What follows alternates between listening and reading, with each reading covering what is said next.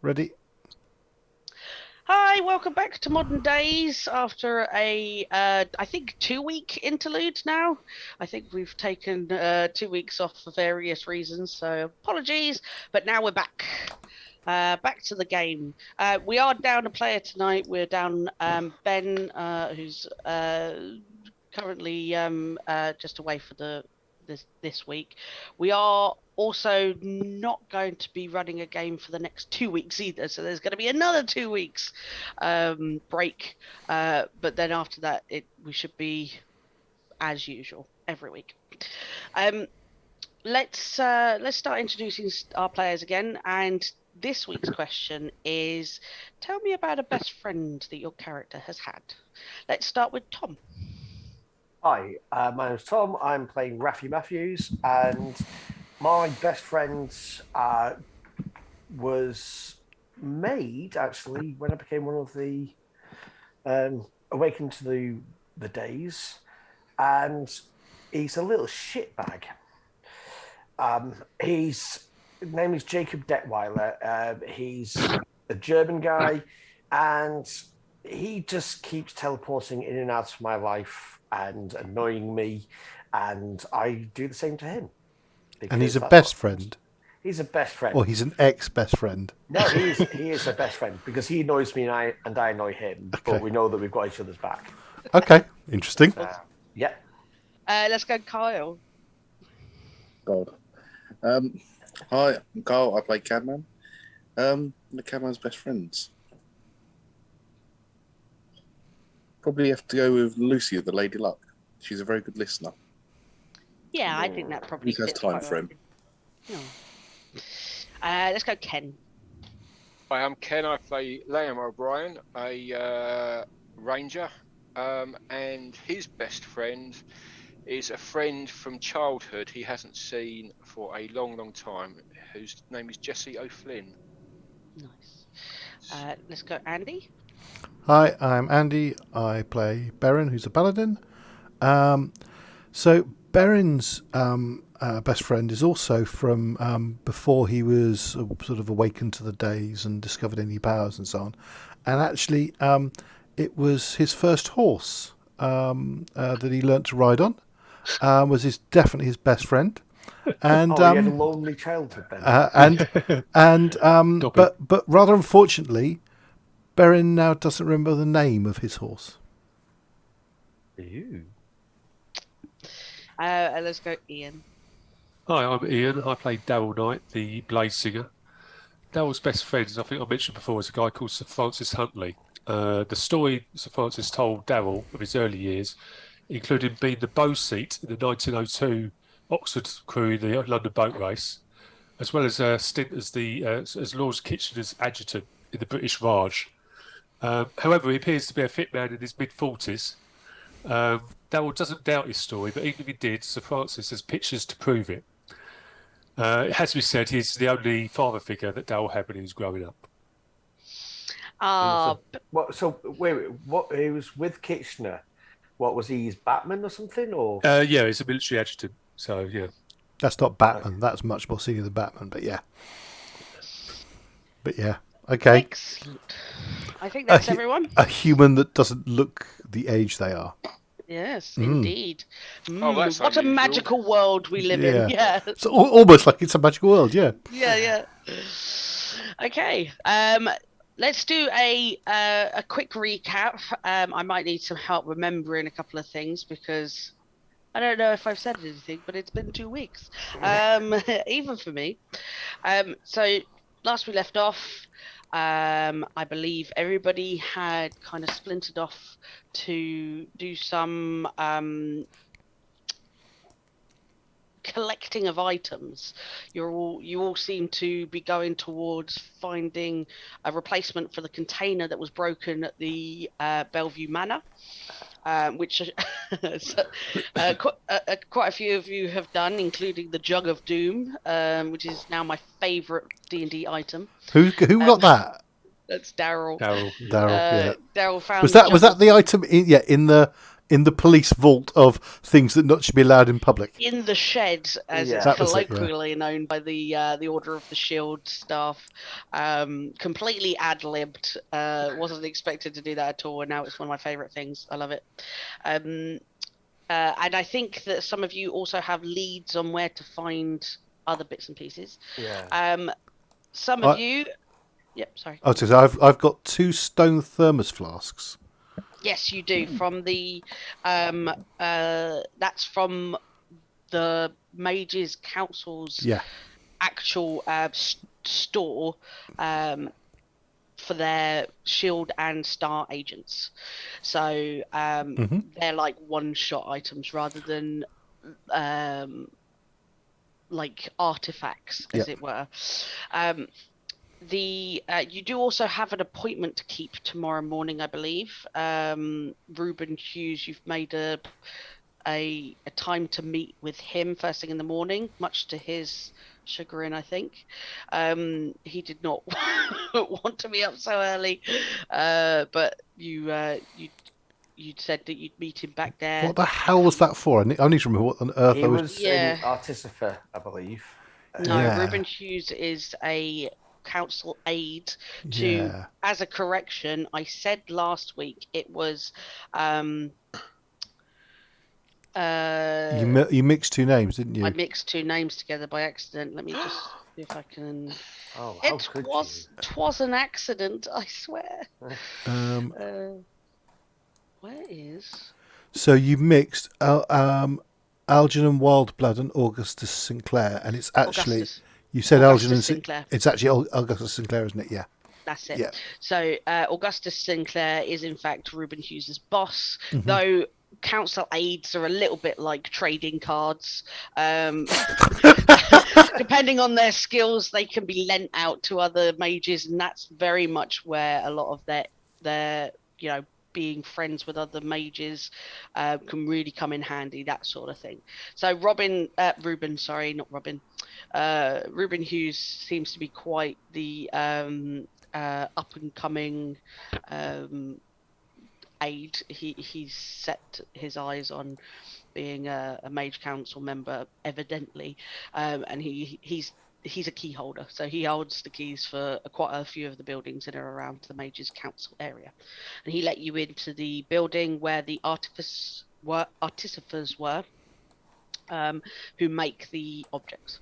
But you'd made an appointment, and I can't remember why, but I can't remember, so don't start with me, please, and I'll try and remember. That's absolutely fine. Unfortunately, we may have to start. No, we won't. It's fine. I will do something else. I've got a feeling there was something going on in the. I've got a note here that several of us in the. You and Rafi are in the hotel, which is. Yeah. Obviously, that's the scene I'm going to be running. Okay. So I can actually start elsewhere. Actually. No. I meant don't start with me meeting the following morning, meeting the guys. What I meant. Oh yes, no, absolutely not. Sorry. There's still the things to do in the hotel. Yep. So sorry, I misexplained there. That's okay, not a problem. Currently we have Cadman, who's last we left off, he was having just an evening drinking and talking with Lucy. Whether or not where you go from there after sort of she kicks you out basically, after that time we can jump into there afterwards.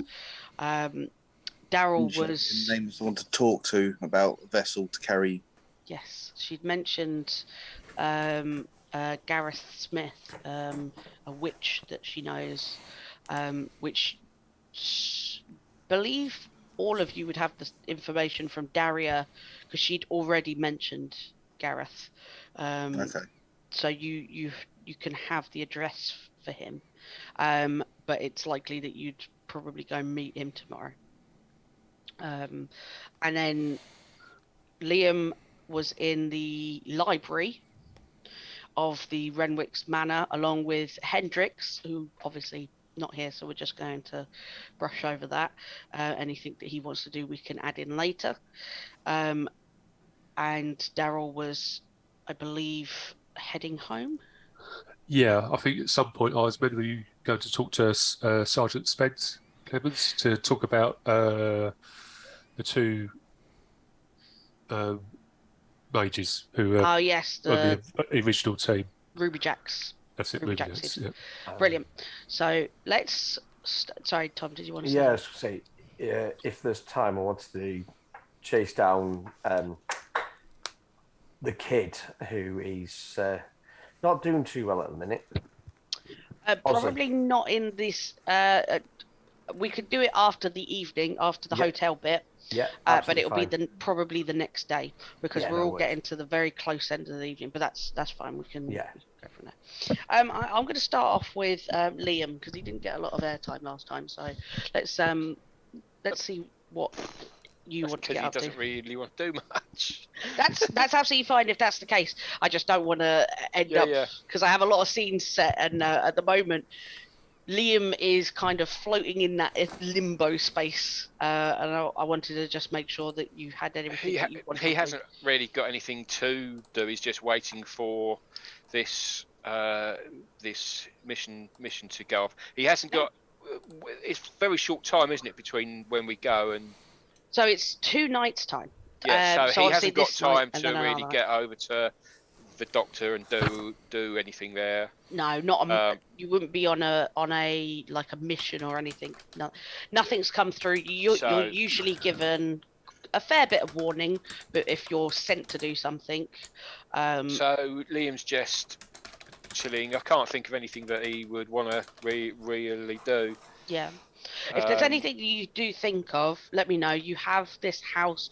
I think Renwick does say to you at some point that you are welcome to stay in the manor.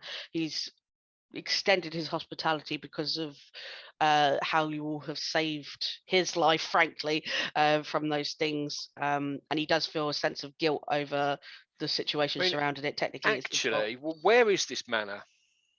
So the manor is, if you're on the loading screen, it's just there. I can give you the more precise. It's this one here, isn't it? Yeah. Yeah. That's it. Perfect. Yeah. So Bellevue Manor. What's around it? What's is it in a built-up area? The location is just outside Charlbury in Oxfordshire. So it's one of those old mansions that is almost like timeless. But just in the middle of absolutely nowhere, likely to have been an estate of a lord or lady back in the days when they owned land and actually farmed the areas. Maybe not farmers themselves, but they would have been. Actually, we've got 2 nights, haven't we? Liam would not actually sit around waiting. Yep. He's going to go out and see if he can hunt any vampires. Okay, all right. Yeah. I'm going to say, do you have you have an ability, don't you, that helps you find undead and? Yeah, that's not really much help. The range is huge, but you don't get a location. All you get is a knowledge that there's something within that. I think it's 6 miles, but you only get direction as well. No, you only get a knowledge that there is something within that radius. Okie dokie.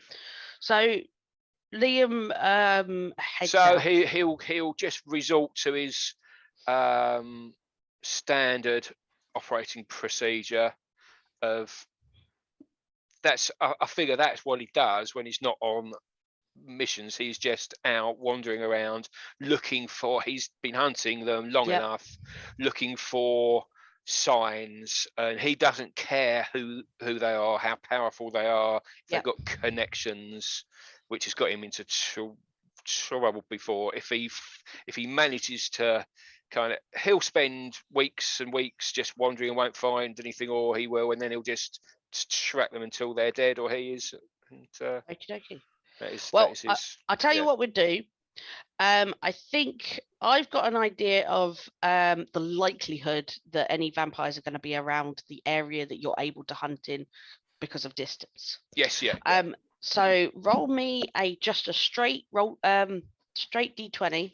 and we'll do it That's good based on because I luck. forgot to get my character sheet up. Okay. Yeah. I think Liam goes I mean, out into I'm the more woods. happy to be just hunting, and that passes Yeah. those 2 nights. I'm more than happy. I don't really want anything gameplay wise. It's fine to do the others. It's just Liam wouldn't sit around waiting. If he can't do anything else, his sole purpose in life is to destroy vampires. Yeah, absolutely. I'm just thinking about it.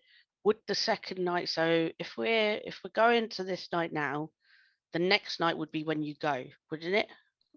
I've Is that no how it idea works? how you what you mean by said. When someone says in 2 nights' time, do they mean 1, 2, and then on the third night?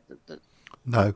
No, it's the second on night. that second night. So okay, so this night you spend the It's the night first hunting. night, yeah, and then and the then second we go tomorrow night. You're yeah. actually going tonight. Okay, so that's fine. 1 roll is enough. Perfect. I was just thinking, just in my brain. As Liam brain? is no, it's replaced with cotton wool. Liam is out hunting in these woods, and there's a couple of small villages that you do, because obviously that would be where the vampires are. It's not necessarily in the woods. This isn't the olden days. Yeah. But I they mean, do tend hide to. in plain sight as well, and Yep. they The more- have normal lives and everything else. The more feral ones, the ones that aren't, as you say, well connected, do tend to hold themselves up in like the wild camping spots in and around wooded areas to then be able to hunt during the night. You catch the sign of 1 or 2 tents, but that the inhabitants are definitely human, and they're mostly homeless people or kids out just being kids in the woods, like more like teenagers drinking away from the home, as it were. Yeah. You don't catch any signs. You do your hunter's senses and things like that. Nothing pings on your radar for quite a while. What does your how far does your hunter's Six miles. That's an action. You can spend 1 ranger spell slot to sense whether any aberrations, celestials, dragons, elementals, fae, fiends, or undead are present within 1 mile of you, or up to 6 miles if you're in your favourite terrain. Okay. This feature doesn't reveal the creature's location or number. So you do catch the odd fae signature.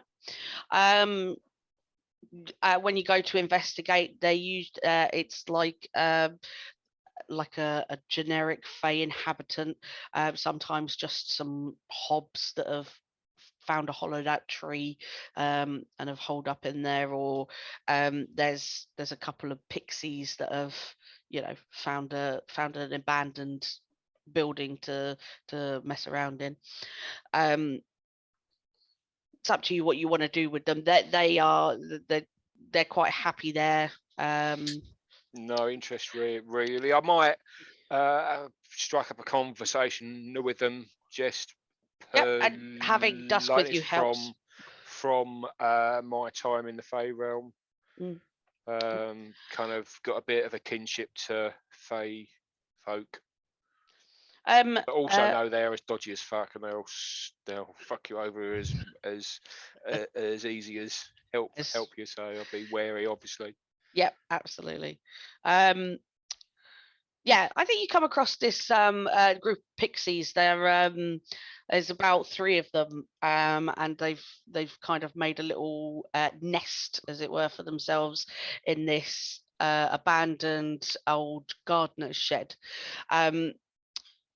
When they see you come in, they all go invisible, but they're there. You start talking to the air, as it were.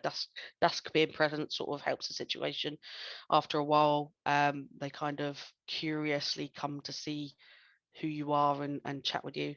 One of them perches on the lowest part of the roof of the thing, looking down at you, and says, "What are you doing around here, anyway?" I'm hunting vampires, don't you know? I don't think there's any vampires around here. I know, it smokes sad. I don't think there are either. And he the little pixie addresses Dusk. Are you running from the hounds as well? And she kind of Does Dusk looks say at you, and she shrugs, and she goes, "No, I don't know anything about any hounds." No, what do you mean? You mean that I've heard of a tale of the hunter and the hounds that go on their hunts and stuff, but The little pixie's like, "Oh, in Fairy, you've not been back for a while. They're everywhere. There's a lot of bad things happening in Fairy at the moment. We left recently, actually. The Blackwood Hounds are back. these hounds, are they shadowy kind of creatures? Yes, those are the wild hunt hounds. The ones leading them, though, the Blackwood Hounds. You know, the ones with the masks. Oh, have we? I wasn't in that scene. No, so you Did know. Andy explain that to us? Do we know about the mask? In fact, the guy that we picked out of the pond Yes. had a mask, didn't he? Yes, he did. Yeah. Yeah. Okay. And he talks for a little bit. And What do you know? What do you know about the Blackwood Hounds? Where are they? Who are they? What are they? They. You sound like they're kind of old. Like They you haven't been said around for they're back a long again. time. Yeah. They haven't been seen forever, but something's going on with the houses. They're fighting again, and the Blackwood Hounds are back, and everything's going really bad, really wrong, and we're all being pushed out. The Pushed out a fairy. Yeah, we're all finding ourselves around here now. Pushed out by who? The hounds. The The hounds. hounds. They're chasing us out. They're hunting us down. Some of the You say they're back. Where did they go? I don't know. And the three talk amongst themselves for a little bit, dropping into Sylvan. So if you know Sylvan, you can understand what they're saying. Sylvan, yeah. So you listen to what their conversation is, and they're basically just like, they're discussing how much they actually know about what it is you're asking. None of them seem to actually know a great deal of details. They themselves are not very long-lived Fae, so they don't. Anything that they're going to know is just what's happening right now. One of them mentions Thornton. So it Thornton, says, as in the chocolate. yes, the chocolate. But yes, I think it's spelled. Hang on, let me just make sure I'm saying this correct. I don't want to have to do another correction. Hang on.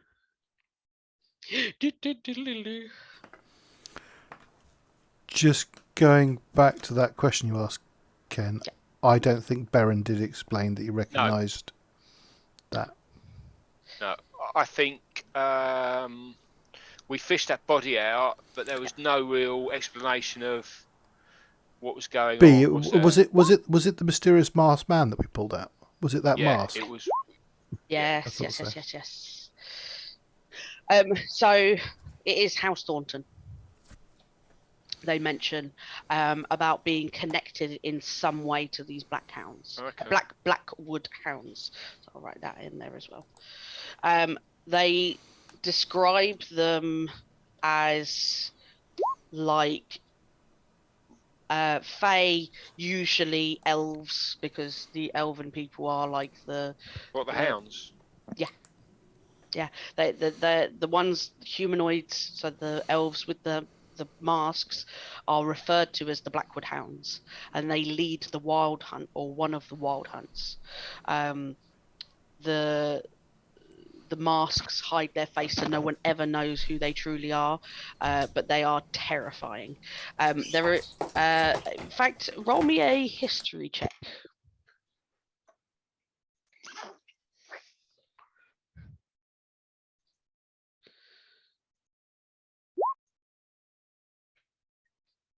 Do it with advantage because Dusk is going to help you with this because you two are going to confer, I think.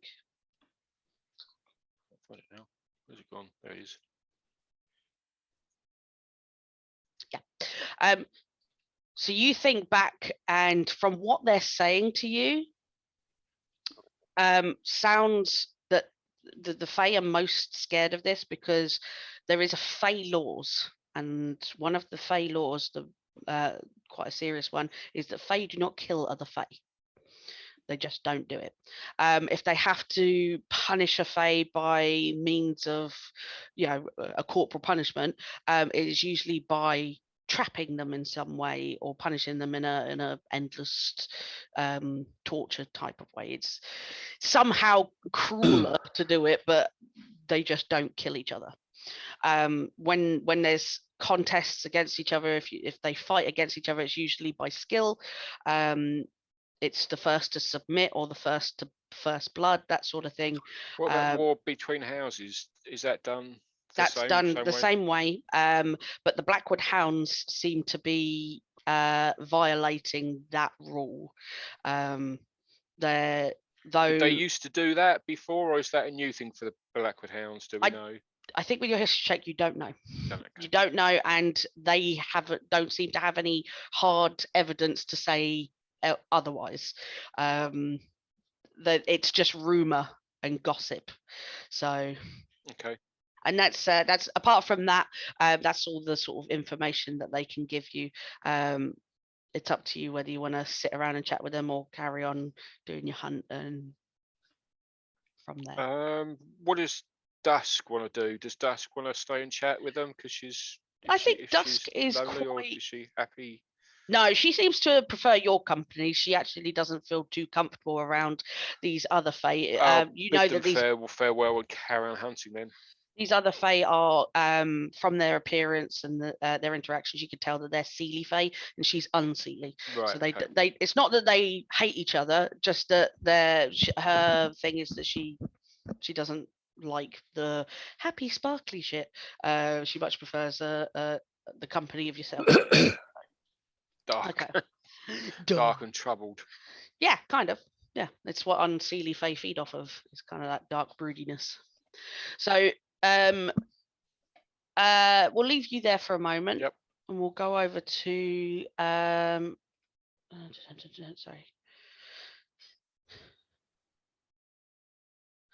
was just checking that message there. Kyle. Yep. Cadman. Cadman's obviously spent the evening with Lucy. Where does he want to go next? Depending on where you want to go next, I might sort of leave you there, but let's see. Probably go home for the night, then try and head to this wizard. Yeah. Or witch. I thought so. So you head home. You get to the cave. It's exactly how you left it. It's inviting in the way that is inviting to you. The usual denizens are there lurking in the shadows. Your new guest, the Tankerobogus, is still there. It does inquire with you. It kind of comes closer to your campfire for the evening, or your whatever it is that you've got in there for you to keep warm. It kind of gets a little bit closer and says, have you found me any food? I have sorted you a deal. I don't know when the first delivery will be. I am quite hungry.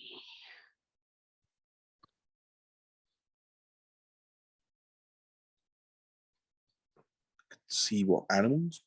Was it only human? I prefer human, but in these times, animal will do.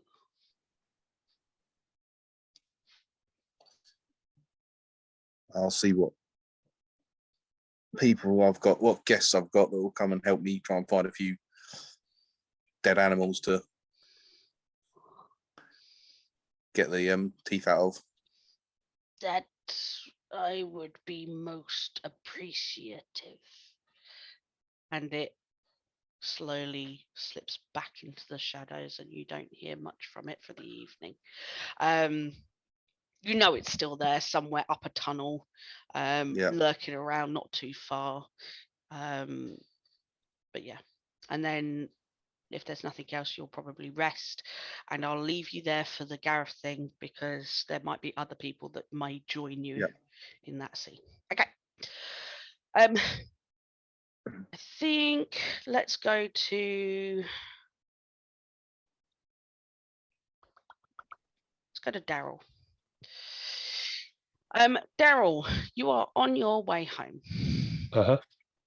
And what was it that you said you were going to do? Potentially, it was the go see Sarge, wasn't it? Yeah, whether that's in the morning or on the way home, I don't. Yeah, depending on. I guess if it's on shift or not, I mean, it will likely be because of how late it is. You get the impression that you probably should go the next morning, or maybe you've messaged him already. Yeah. Okay.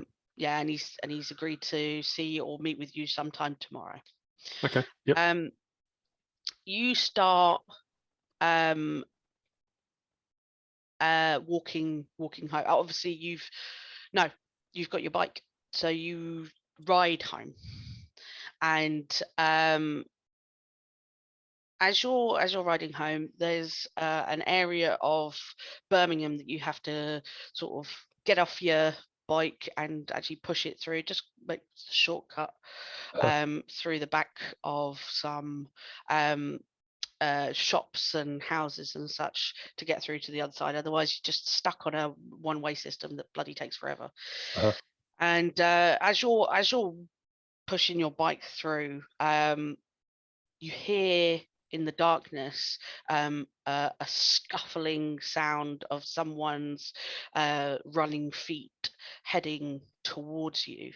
The lamplight from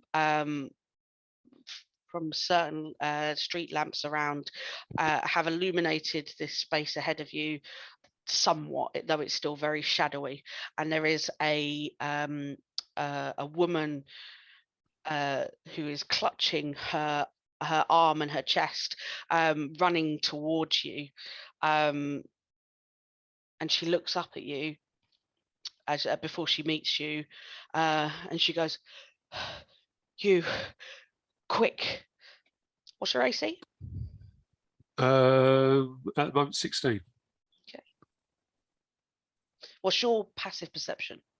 I think it's 15. Oh, along the one part of the character sheet. Yeah, 15.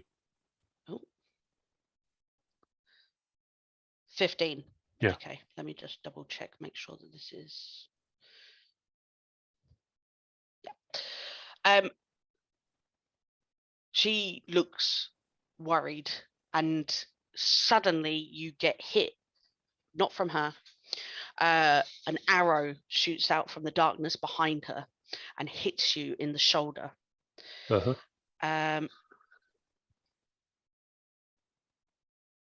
Doing 11 piercing damage. And can you make me a Constitution saving throw, please?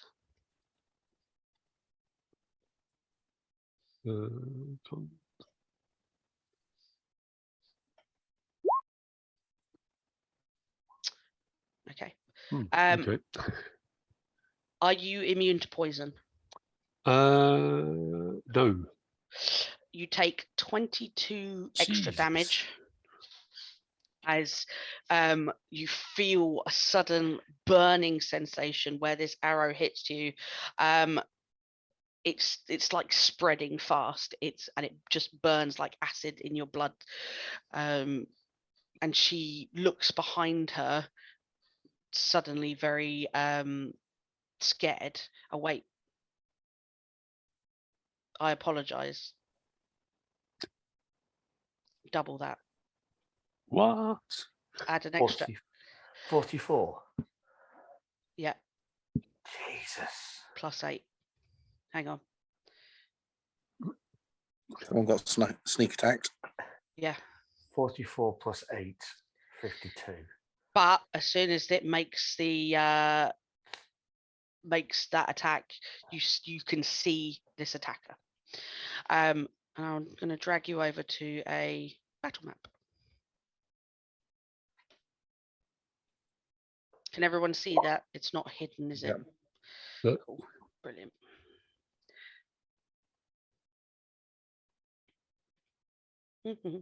Great map. Thanks. Yeah, ignore the fact that it's very oldie worldy looking. It's so hard to find a city alleyway system that is or streets that is not medieval in some way.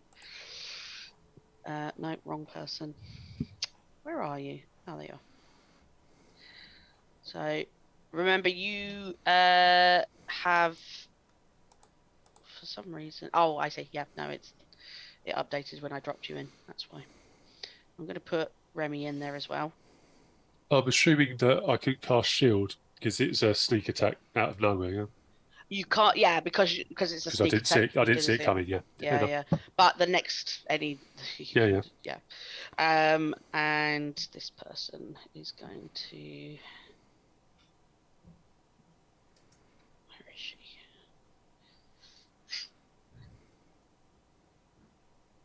The problem now is I have so many handouts. It's hard to find anyone. There we are. Right, and she's running towards you. Can you all see that? Did you have that backup character ready? Yeah. Yeah. It feels a bit that way. Yeah. Spent so much time on the backstory for this character. Well. Well, shit happens. Yeah, so you're spending so much time on backstories. Yeah, fair point, well made. It's the backstory curse. Is that the woman that's run to him rather than the attacker? Sorry, hang on. Sorry, say again. Is that the woman that's run to him rather than the attacker? Yes, that is the woman that's run to him. The attacker, I'm just trying to stick on the. There we go. You should be able to see the attacker now. Okay. It's just popped out of here. Yeah. Okay. Yep. Cool. Roll initiative. In a weird turn of events. Just while he's doing that, I remember what I was trying to do the following morning, which was to get hold of some healing potions. I don't know why I've suddenly got this thought that we needed healing potions. Oh, I'm on there twice. Sorry, yeah, I know. We both did it at the same time. Apologies. You're rolling. You've taken over Ben's rolls tonight, Ian. Looks like it, which is good news. I know you can't see my rolls, but I've also rolled a 7. That's crazy. Does she get an action? Yep, I'm just sticking her on there. And that was a 9, so here we go. Let's go ascending. No, it'll be descending. What am I doing? So suddenly, you feel this arrow shoot into your shoulder. She turns back and flicks out a blade, throwing it. Let's just make sure that it's actually able to. Yeah, just with disadvantage. Oh no, wait.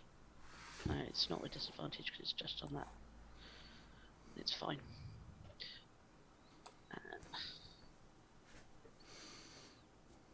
She does it twice. She throws these 2 daggers twice at this The 4 creature. daggers. Shut up. I know what I'm saying, and they both hit. 4 times. 4 times, yeah. That's 8 daggers. Oh, that's not it.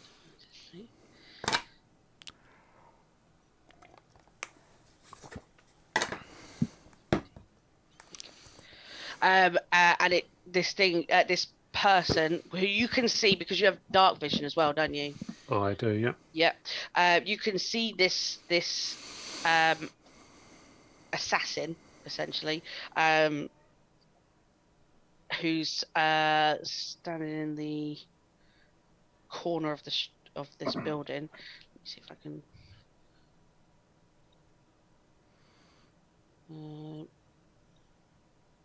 No, I don't know how to show the picture anymore. if you go into details, there should be a show to players option. I just made the token for it, so I don't have the actual picture. But if I go like this, there you go. He's a giant. Oh, it's massive. He's huge. It's an elf. That's An the elf with a bow and arrow, Fucking elves. and a short sword by his side. I'll figure out a handout for him later, if he survives. He probably won't. Yeah. So she throws her knives, and she's going to move to just there next to you for the moment, and she turns back and takes out. In fact, is she going to do that actually? No, she will. She'll take out 2 more daggers, waiting for this thing to get closer. This guy is going to. There's nowhere to actually hide anywhere here, except for running away, which he's not going to do. So he's just going to move to there, and then shoot again. But he's going to shoot one at her and one at you. Fair enough.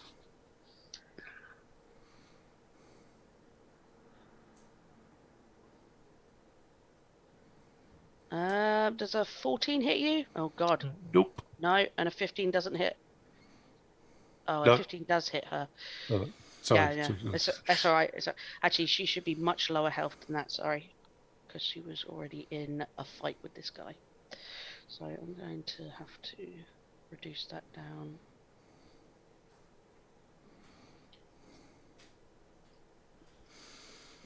Oh no, that's not right. My maths is off. There we go. And it's your turn. Okay, I will take a move first. Step forward so I'm more in line with him. Yep. I'm going to start singing my blade song. Yep. And then once Summer's song is drawn, I'm going to point it at the offender and cast Agnesar's Scorcher at 3rd level at him. Go for it. What's that spell called? Agnesar's Scorcher. Oh, easy for you to say. Yeah. That sounds hideous. It can be, yeah. Yeah, 3rd level. Oh yeah.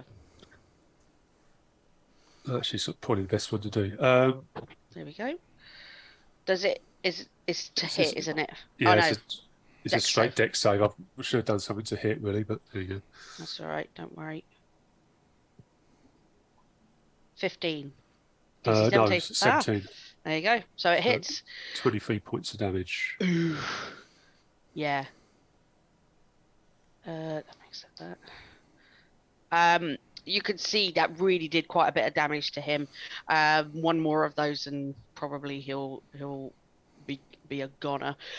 He sort of growls, turning to the side so that he can pat himself down, bringing the bow back up, ready to fire again for his next slot.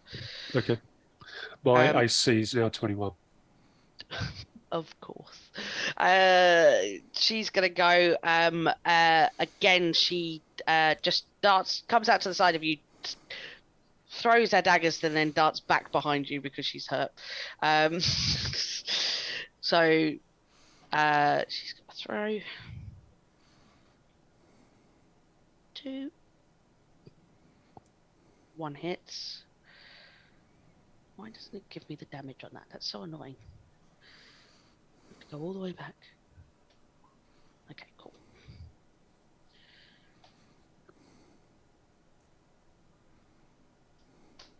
This one hits him directly in the stomach, and he has to pry it out of his armor for him to get his full range of movement back.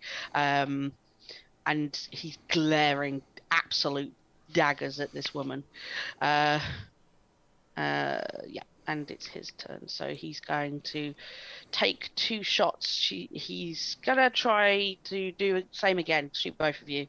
So this one's for you. Don't say I don't give you nothing. 19. That doesn't hit. No. And one for her. And that doesn't hit her either. Wow, he's not a good assassin. I never said he was a good assassin. Fuck's sake. It's your turn again. Okay, in which case I'm going to command Remy to Fly go by. and fly by. Yep. So he's got 60 feet, so... Oh, Sorry. So he got 30 feet. He's going to fly up, do his thing, and then fly off. Yes. He can end up over here somewhere. Yeah, no worries. Just stick him wherever, to be honest, in this area. And then I'm going to move forward and cast Booming Blade. Nice. Is that with an attack, isn't it? Yes. So I'm not sure exactly how to do it on this.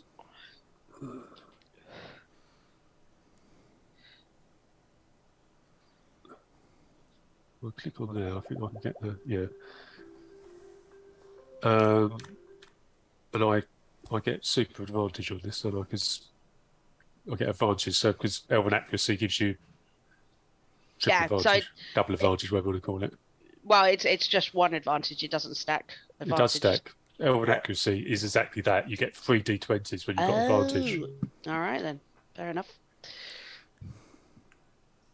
Oh, hold it. One advantage isn't enough. I'm so glad you've taught me that there's something special about elves, when it seems to be that the bad guys in this campaign so far are elves. I'm so glad. Yes, elven accuracy. Yeah, it's just she's not making a note of that when she watches this through. I'm making a note of it right fucking now. No, I won't. Okay, so that's just the 11 damage. So it's 7 piercing and 4 thunder damage. Did you roll the third d20? It does, because the 24... Sorry, yes. 27. The 27 is a 5 and an 2, 18, keep the highest. So Okay. it auto works it out, yeah. That's very cool. That was very clever. So how much is it altogether? 11 at the moment. 11 at the moment, okay. But if it moves, it takes a further 10. Right, okay. Oh yeah, he's on death's door. He's really looking thready. Is that a noisy spell? Just the name of it, Booming Thunderblade? Yes, actually. Yeah, that's a very good point. And then I don't get super advantage on the next attack. Okay. It's just a straight attack with Summer's Song. Oh, didn't roll the actual... Oh, did I roll just some damage? Sorry. Just roll damage. But... Try that to hit first. Yeah. It hits. That damage. You kill it. Is your intention to kill it? Actually, probably not. No. Okay. Not at this point. You can make it non-lethal for that last hit then. Yeah. Okay. So I saw the basket with the case of my. Yeah, smack him around the head. Yeah. He falls to the ground, unconscious. We can come out of initiative now. And the woman rushes over to you. The sound of this booming spell had caused all the windows to rattle in this area, and you can see some of the lights being turned on in these houses of people coming to be Karens at the window and peek out to have a look. He's just lying there on the ground, and she runs over to you, grabs your arm, and she's still holding her stomach, and she says, "It's a Landrill, right? You're a Landrill. We need to go. We need to go now." And she tugs at your arm. Who is this? Make me a history check. Sorry, I was actually asking her, but I'll do. Oh, okay. I apologise. Sorry. I assume that. I'm Well, sorry, if I do, I wouldn't mind knowing if I do recognise them. Yeah. But... See if you recognise her first, and then if not. Okay. And I will show you a picture of her. Yeah, it's 13. So, I think you vaguely recognise her face, but it was obviously a long time ago. You remember seeing her when she was younger, a little bit younger perhaps in the way that elves are. You notice immediately that she is an elf. Um, she was in the summer court. She was Uh-huh. one of the people that were in and around the summer court, just being either working there or you can't quite remember why she was there. She didn't seem like a super important figure. So I will show you. She says to you, I'm Ava. I need you to come with me. It's really important. We need to get away. Okay. Are you She's an happy? elf. Don't trust her. Rule 4. Nobody Are likes you an elf. happy to leave him? We have to. We have to. There's Okay. going to be more. We need to Okay. go. Yeah, I'll go over then. Okay, cool. You start running. She sort of goes back the way that you'd come in, where you've left your bike. So you Right. can. What do you want to do with the bike? Do you want to pop her on it and disappear off, or Yeah. I'll Okay. get my spare helmet that's obviously stacked to the back of it. And Cool. And she seems a little bit like unfamiliar with a helmet. So she's like, "What do I?" stick on her head. Cool. She gets the gist. Climbs on the back with you. So one hand arm hooked around your waist, and the other one is still holding her stomach, and sort of arm. And she's trying to hold everything in. She's bleeding, and you drive off. Where are you going? Initially, I guess back to my flat. Okay, cool. I'll obviously do a bit of first aid if I can as well. When we you're were off. sort of far enough away, if she needs Okay. it, well, I'll stop and we'll do Yeah. something. If she can last until we get to the flat. She's. You ask her sort of as you're riding, do you need to stop? She says no, keep going. Okay. When you guys get to the flat, she hops off.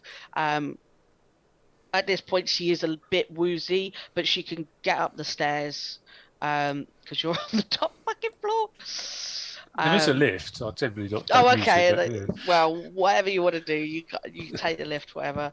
to the penthouse.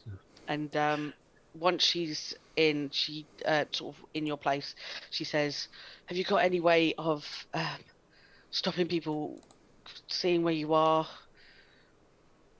following me? Anything to stop scrying or hunting or." All I could do is I could put Remy out to scan the area, so let us know as people come. You give Remy that instruction, Yeah. and flies out the window and just goes on like a patrol in an area.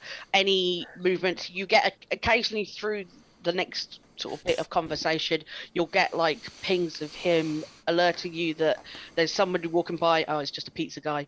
There's someone walking by. Oh, it's just this guy taking out his garbage, things like that. So you're now in your flat. And she goes, "You're Elandril, yes?"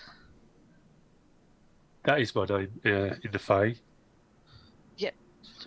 What do you prefer to be called? Elandril's fine. It's well, we also the other thing we'll be speaking Sylvan at this point, I guess. Won't Yes. we? Yeah. So Devil Knight is a bit of a mouthful in Sylvan. So. Yeah. It's something like a full sentence. She says, "I'm Ava. This is going to sound very bad. At this point, I'm assuming you're helping her with first aid. Yeah. Give me a medicine check, just to.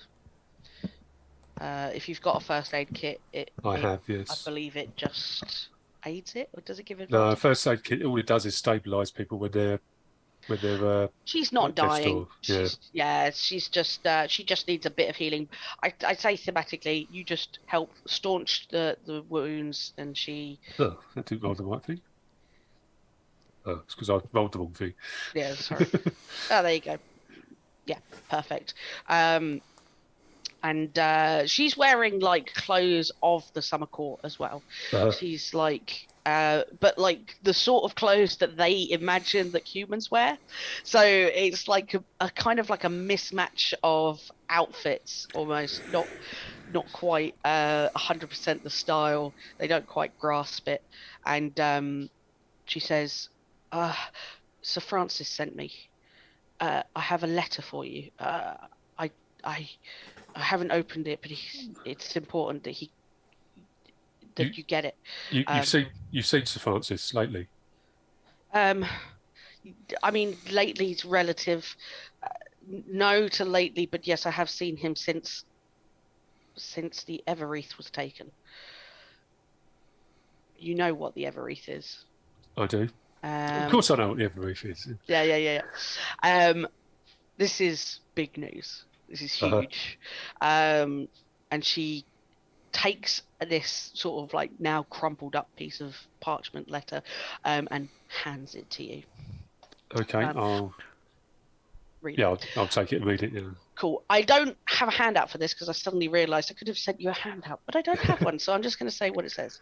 It reads in his handwriting, Elandril. There is much trouble. So this is sort of in response to the letter that you had written him. Yeah. There is much trouble here. There is trouble brewing between House Thornton and House Monroe. Yours is House Monroe. Yeah. That's your house. We have had to make arrangements to flee due to certain machinations in the courts. I can't say much in this letter just yet, but as soon as you're able to, come find me. And it's not signed by him. It's just he's left it there, like it's unfinished almost. Right. Okay. Or he's had to very quickly scribble it out. Yeah. Scribble it out. And she says, I didn't open it. He said not to open it, and that it was for your eyes only. The Everwreath has been taken. The whole affair is in turmoil. House Thornton has declared war on Monroe. This is dire news indeed. Sorry, what is the Everwreath? Yeah. So the Everwreath, in that handout I gave you with the Fae. Oh, right, okay. Yeah. I'll just read to you. The Everwreath. Oh wait, that's the wrong handout. There we go. Did I give it to you? Yeah, I did. So. Oh, I may not have put it on here. I apologise. I did read it. I just don't move. It doesn't stick out. But, so the Everwreath is a wreath, obviously, that is passed between the houses, aka the Summer Court and the Winter Court.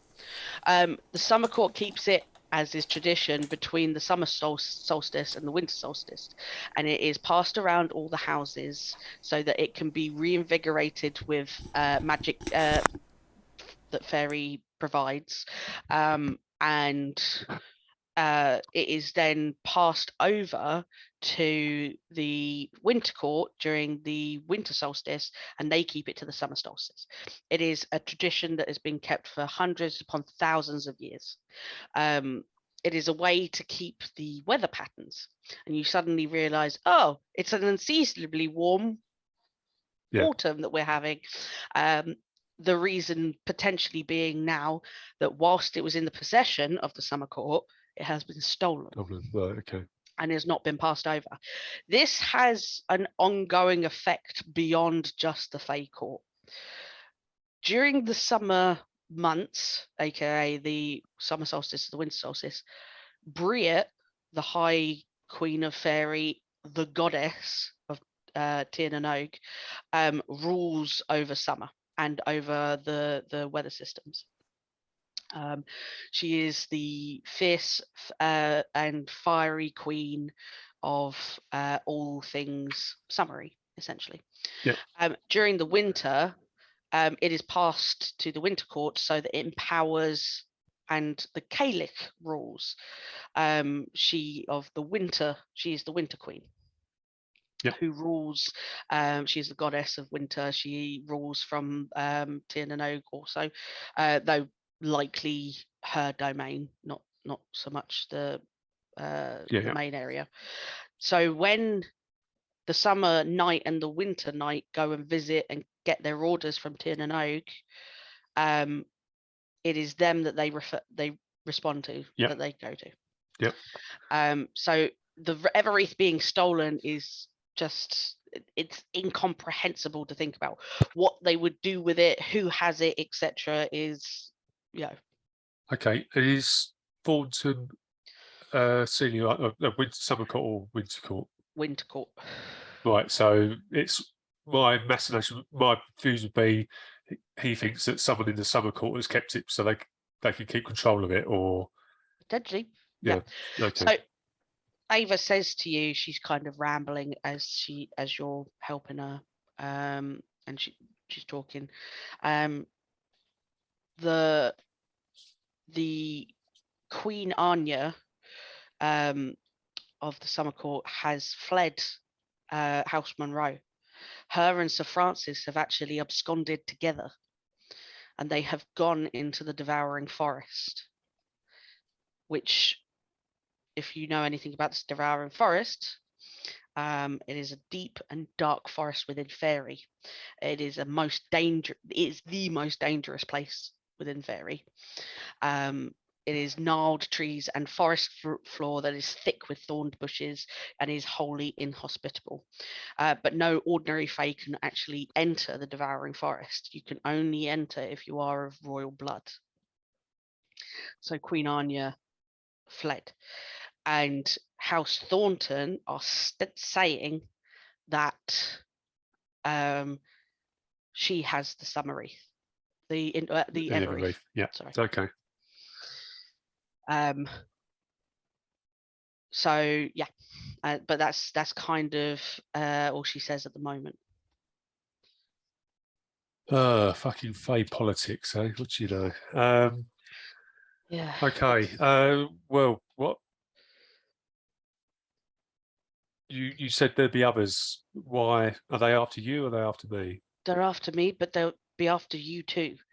You are House Thornton. Duke Kerrigan has declared that he will find every stray member of House Monroe, and his intent is to capture us and keep us as, I imagine, trophies or as leverage.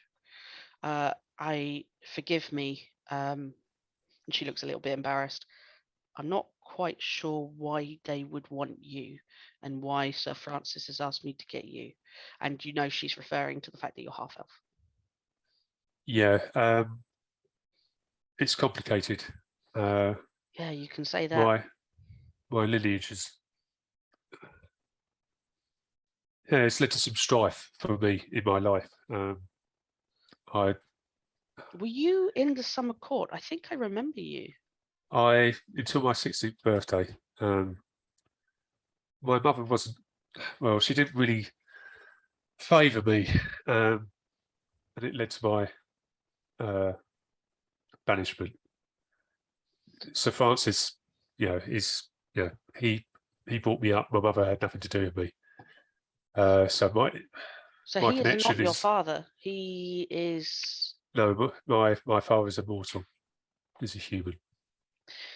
It is very strange then that he would ask you to join him. You cannot go into the Devouring Forest. I don't know. I only know that if he asks it of me, then it's needed. But I'm not sure how I'm going to do that at this time. Do you have anywhere safe to stay other than this? Does anybody else know where you are right now? Any fae? Ooh, no, not precisely where I am. That's good. There, Okay. Sir Francis keeps a house in Edgbaston that's warded, but I don't know. It was recently broken into, so obviously, I'm guessing someone knows how to get past those wards. Maybe they were looking for him. Or Possibly, you. possibly. They didn't know I was going to be there, so Possibly. I don't. Yeah, yeah. It's a place that may be safer than here. It has got some level of warding on it. Well, I don't want to impose on your hospitality if I'm unwelcome, but could I stay the night? And Of course. if I can find somewhere safe for myself or for us, if you need to go somewhere, we can find somewhere safe to go. Or Yeah, though you seem to be able to handle yourself. Oh gosh, it's going to cause a big political issue with the mages, isn't it? We left somebody in the street. Yeah. Do you have anyone that you can contact to get him out of the street, collect the body? I got some contacts with the Mage Council I might be able to impress upon, but it will be tricky. Everything is going to be tricky from here on out, I feel. Okay. Leave that with me then. Thank you. And I'm sorry that I bring such bad news to your doorstep. No, it's I'm thankful that you risked your life to bring me the letter from Sir Francis. It was important. I would do anything for Sir Francis. He's a good friend. Yeah. So she sort of if you allow her the space to rest and whatnot. Yeah, sure. Yeah. She'll rest there for the evening. Also, I'll let her take the bed. I'll have the couch. You know. What a gentleman! Yeah, she'll do that. Yeah, she'll take the bed. What do you do? Like, do you contact anyone, or do you just wait till the morning? I'm going to wait till the morning because I already pissed off Morty once today already. So okay, yeah. Yeah, and I need to think about how I'm going to approach that conversation. Just bear in mind you didn't kill him; he was unconscious, so he might well have woken up and gone himself. Yeah, that is the point. Let me just make some checks here, because oh no, wait, because it's lethal. If it's non-lethal, I think it's a certain amount of hours, isn't it? Yeah, regain consciousness after a number of hours. Okay, cool. I got it. I've rolled for it, so okay. Cool. So, let's leave you there for a moment, and we're going to head over to the hotel. Raffi and Beren, you arrive first. You're just in the entrance hall to the hotel. You're signing in, and you're signing the big book that you know that's in there that you need to sign. And just as you finish up, you hear the door open behind you again, and Beren walks in. All right, mate. What are you doing here? I had an appointment. He sort of glances round the atrium of the hotel. I'll tell you a bit more in a minute, but I had an appointment to help us with our business. And that's concluded, and I don't really fancy driving all the way home now, so I thought I'd stay here for the night. Sweet. Right. You ever stayed here before? I have occasionally, yes. Fantastic. So you know what to sign your name in. I'm going to the bar. What are you drinking? A pint of bitter and a whiskey chaser, please. Bitter with a whiskey chaser. Fair. No worries. I'll go get him in.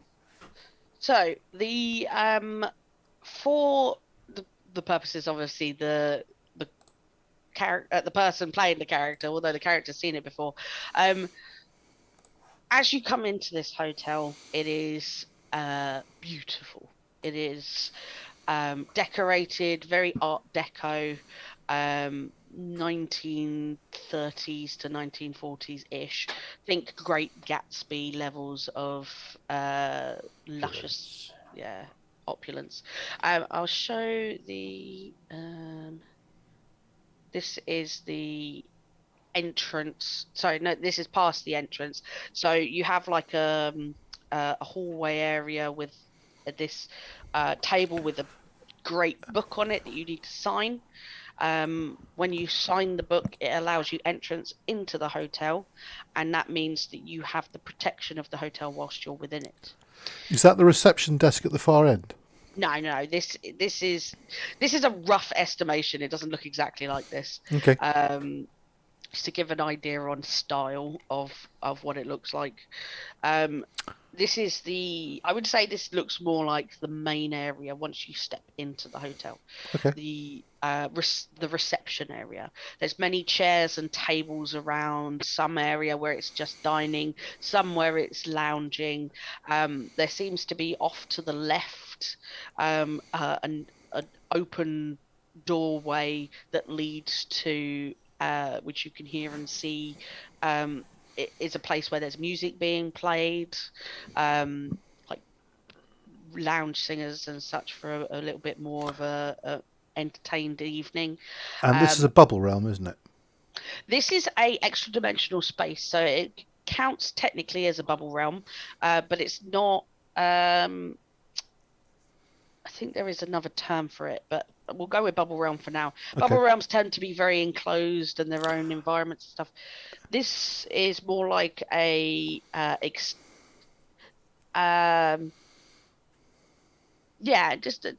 has openings everywhere. It's just a bubble realm that's more Because I think you said last session that it's connected in multiple places, but you always exit from where you entered. Yes. So you can't travel between, but it is a safe haven. You can only really access these doorways in highly civilized areas, so highly built up areas, capital cities and such. You won't find these in country bumpkin lands. They are worldwide, though most notably in Britain, you can find the odd doorway to the hotel from like different capital cities around the world, and because of that they have quite a few visitors that come in and use this as a meeting space without having to travel to another realm. Are there any rules here to do with behaviour? Yes, which is why you sign the book. So the book means that you cannot act aggressively in any way towards another patron, no matter who they are, because sometimes they have people here that are like of less friendly spaces. Less friendly, but you all agree to the same thing. So you might have people staying here that are use vampires, for example. If Liam was to come into this hotel, he couldn't act aggressively towards them, much to his disappointment, I imagine. And vice versa, they also couldn't. But you might have the odd. Sorry, go on. So when you sign that book, that's effectively some sort of magical contract type thing. Yes, exactly that. Do you have to sign with your true name? No. And the reason that Tom's answering that right now is that technically this is his character from a different game that I'm nicking as an NPC. So the reason I asked because I was about to look at see what Raffi had actually signed, which I will look. Yeah. I signed Raffi Matthews. There you go. And I was then figuring out what I was going to be signing. Oh, I see. Gotcha. Yes. No, you can sign whatever. It is the act of signing. Gotcha. You could sign X if you want to, because you do look up, and there's quite a few X's where people have not signed their name. Mm-hmm. But I will merely sign Berin. Yeah, perfect. That is absolutely fine. There is nobody at the front desk. There doesn't not a person. There are. It's just this book, and when you sign it, you can freely walk into the hotel. How do you get allocated a room then, or is that not? There is a reception desk. There's a manager as well. Yes, He's further in. Once you get into this main area, Gotcha. there's an actual other desk. This door isn't closed. That's because It's because Ren's going through his phone. Where's a cup of tea for you? Oh yeah, thank you very much. It's nice when family visit and they make you cups of tea. Ah yes, best son ever. So when you go into this large area, there is a reception desk at the end. There is a gentleman there that you both recognise. His name is Pepper. I'll show you a picture of Pepper. He is the warden, I suppose you call him, the hotel manager. Let's show it to players. This is Pepper. Very snazzy. And when you arrive, you go straight up to the desk, and he says, "Good evening. How may I help you? Is it room for just the night, or are you just visiting for the entertainment of the evening?" Is that to me, or has Rafi already been through? I've gone to the bar. I've gone straight into the bar. Okay. I would like a room for the seat. I would like my usual room, if that's okay, please, Pepper. Absolutely, sir. And sorry, I can't see. He turns around and he plucks a token. It's like a little leather square off the tray behind him, and it's got like a rune engraved on it. And as he hands it to you, it glows briefly and then goes back to normal. This is usual. You know that this is now your room. And the way that the hotel works is past the point where once you go into the hallway area, so there's an upstairs and a downstairs. The downstairs is more like meeting rooms and entertainment rooms and things like that. And then upstairs is just hallway after hallway, just seems to be almost never ending, of doors that lead to rooms. And you could choose any door with your key and be able to enter your room. So it is very funky, sort of extra dimensional spaces. The whole thing is just magical. And when you enter your room, whenever that is, it doesn't have to be now, obviously. This is just because you've been here before. The room looks like exactly how you want it to look like. So if you are used to just having a very Spartan bedside table, and that's it, it's that. If that's what you're comfortable with. If it's like plush pillows and 4-poster bed with curtains all around it, it's that. If you're a merfolk and you need to sleep in a pool of water, that's what it is. It's that, yeah. If it's like amongst the trees, it's almost like a forested area. It's really built for customers. You also have a free cleaning service of your item. Well, not your items, like your clothing. So you can leave them out and they'll be cleaned for you if you wish. I don't need to avail of that. Right. Okay. I will give Pepper a nod and then head in the bar to join Rafi. You both head up to the bar. Rafi, you've got there first. As usual, Frank, the golem, is serving. He's a very large stone golem, intricately carved, and he's currently mixing up a cocktail. He opens this kind of door in his chest, takes out some ice and puts it in, and then closes the door on his chest, shakes it up, pours it out for the customer that he's serving, and he goes, "For you," and then they enjoy their drink, and he comes over, and he says, "Rafi, it is good to see you again." Hello, my friend. How are you today? You know how it is. Very good. Can I help you? What would you like to drink? Yeah. Can I have? I'll have a pint of bitter, a whiskey chaser, something about half decent, not top shelf, but not bottom shelf. Okay. Yep. I've got a friend coming over, and I'll have. Do you know what? I'm just gonna have vodka, orange, and lemonade, please. Of course, just for you. Yeah. And he starts preparing all of that expertly. He doesn't need to actually watch what he's doing. He's so used to this space. His head just kind of stays still while his body's moving around, sort of like it's directionally pointed at you. How have you been? Have you been okay? You look haunted, like you've been in trouble. No, some shit kicked off earlier tonight. It's nothing. Oh no, this sounds terrible. Yeah, potentially an earner for me. Oh, okay, that sounds good. No, that's good. It's something I'll probably handle. The person I'm meeting here, that new group put together for this thing, so not my usual stuff. But I heard some bad shit about Ozzy. One of my boys at the dojo.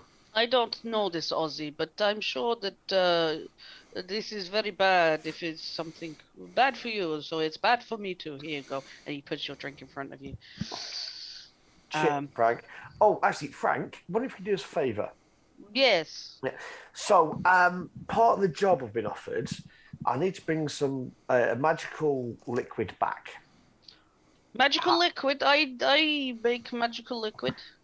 I know you do. This is why I came to you. So, I Oh, don't you want come to ma- see me. I come Oh, to my see friend. you. I thought of you straight away.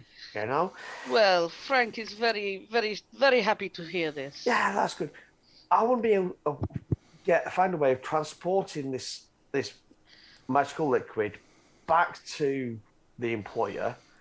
Right. They've tried transporting me in like a thermos, just bog standard thermos flask. Magical liquid in thermos sounds bad idea. Yes. Yeah. Well, apparently nothing bad happened. He just lost his properties.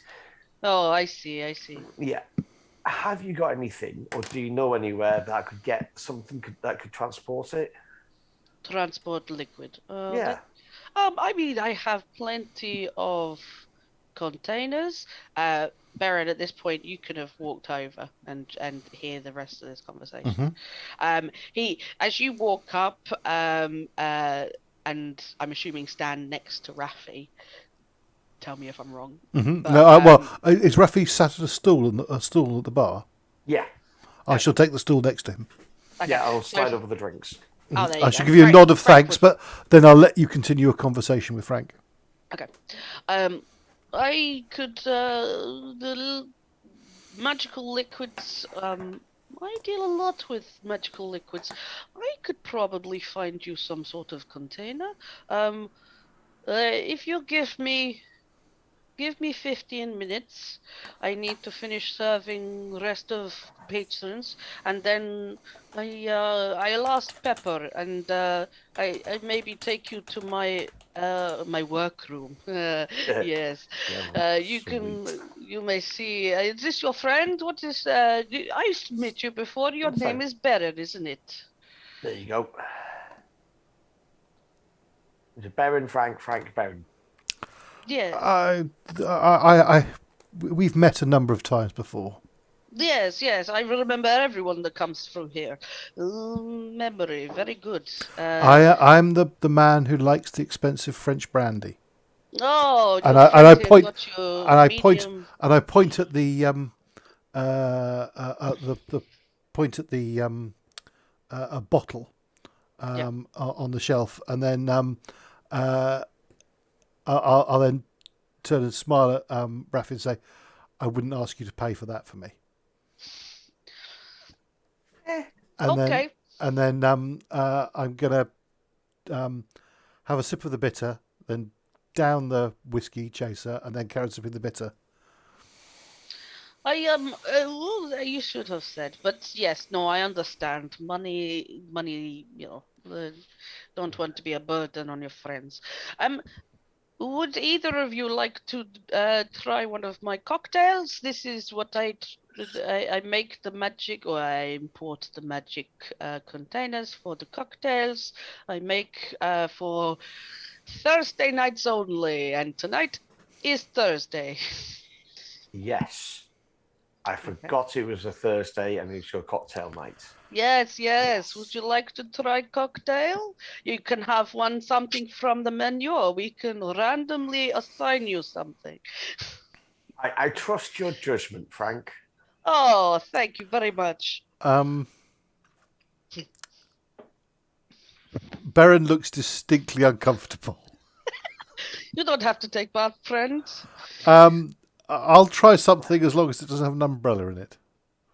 It has to have an umbrella. Frank looks a little bit sad. Cocktail. Oh, okay. I No would have thought Baron umbrella. would be Okay. the person right up for umbrella cocktails, to be perfectly honest. Not margarita. Okay, I understand. He had a horse when he's grown up. Can you both roll me a d12? D12. Mm-hmm. Nice. 6. Cool. Oh no.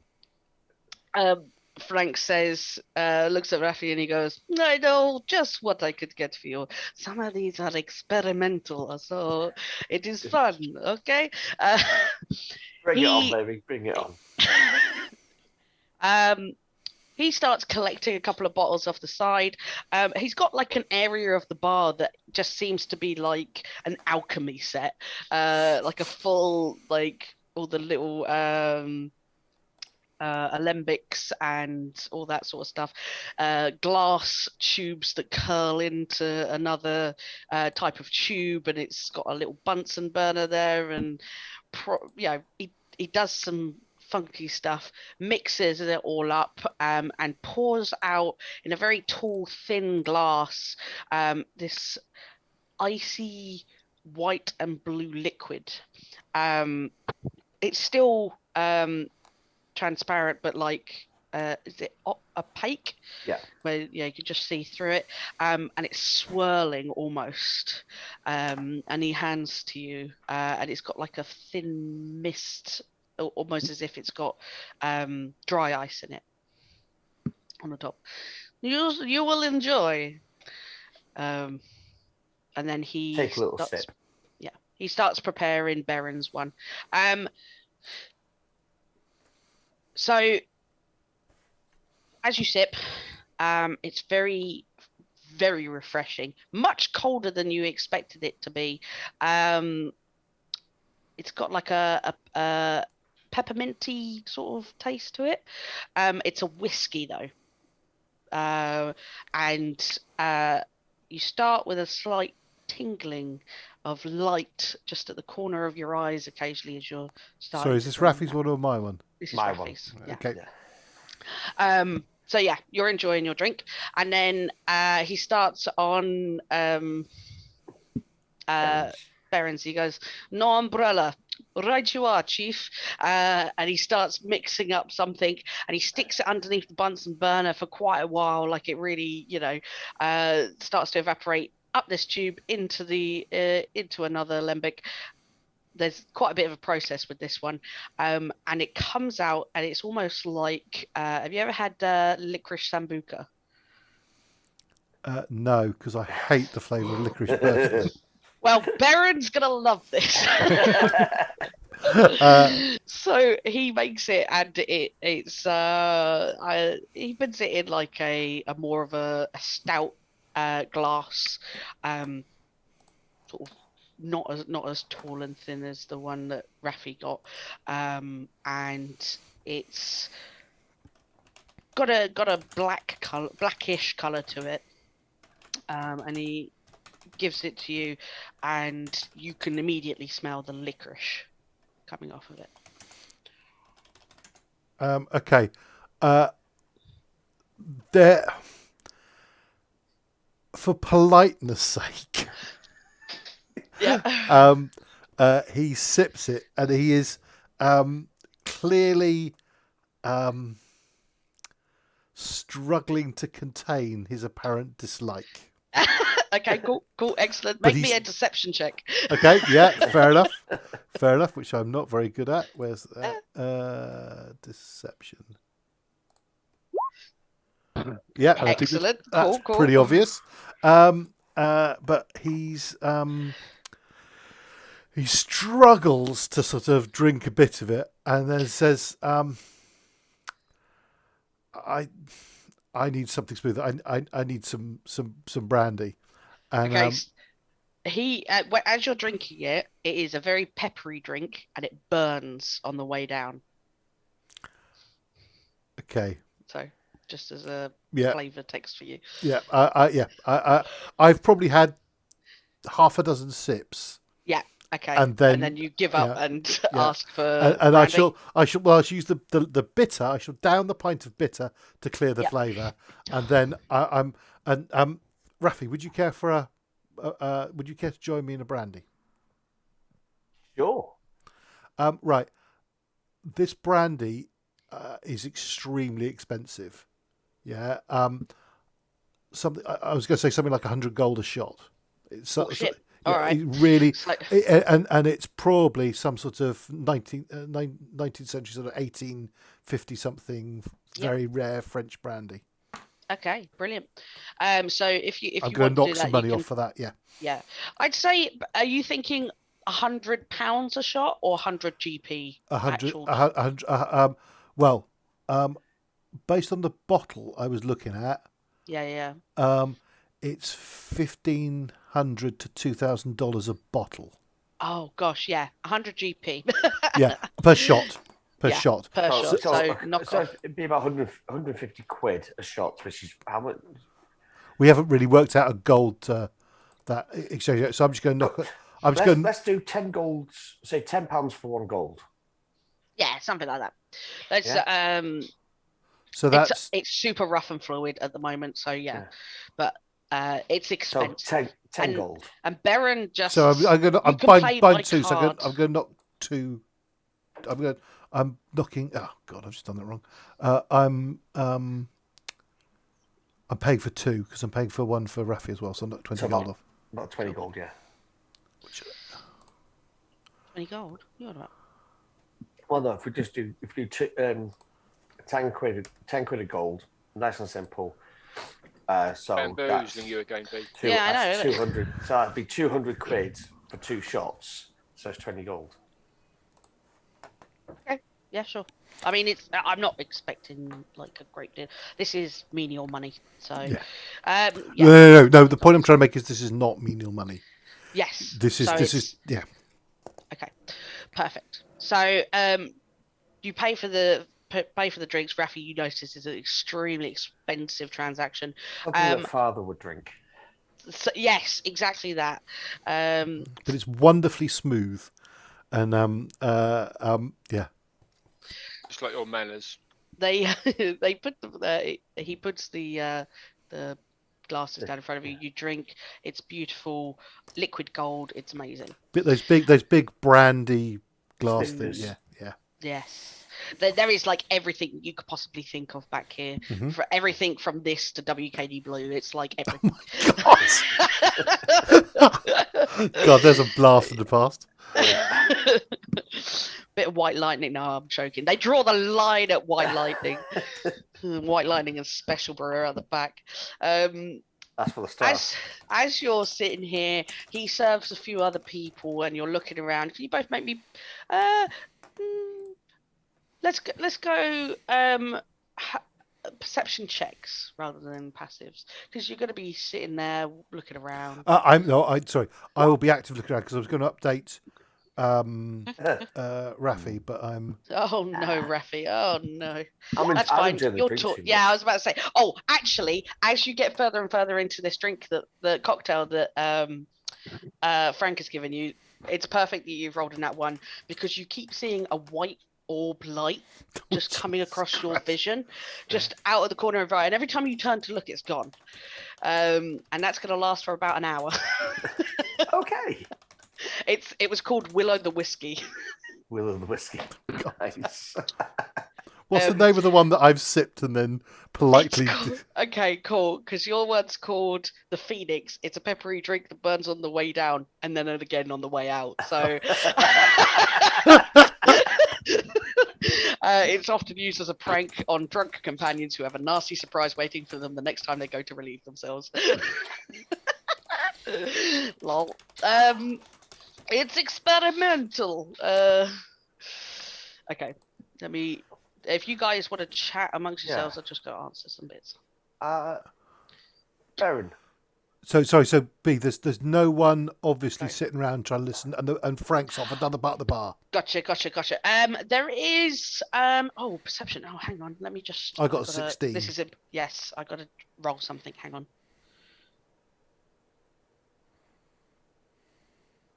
Okay.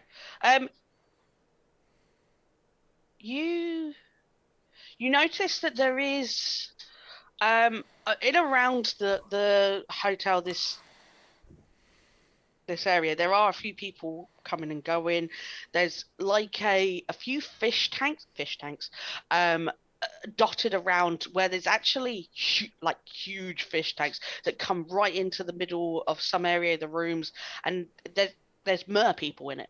There's full mer people that are just coming in, and they can go to different areas of the hotel via this like waterway that seems to be fish tank's probably a bit of a derogatory term. I know. I didn't have any way to put it. Glass walkways with like hot tub type areas where they can sit and chat and whatever with people that are not underground.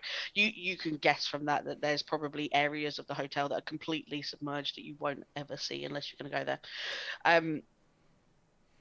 The other patrons are very varied. There's a dwarf family that seem to be there, a couple of dwarven kiddies sort of like trying to be wrangled by their parents, trying to tell them to behave whilst they're in this nice hotel. There's a couple of people that have turned up that look like maybe they're here to do a performance and sing. They're setting up their set in that room that you can see off to the left hand side. Coming in and out, like Pepper's in and around the place, and he goes back behind the desk occasionally. Coming in and around the hotel at different points is a young-ish looking girl. She's about 18, 19 years old. Bright ginger hair, long, and she seems to be skating through the hotel occasionally. Like on Heelys. Yes. Rafi, you could have met her before. Baron, this is the first time you've seen her.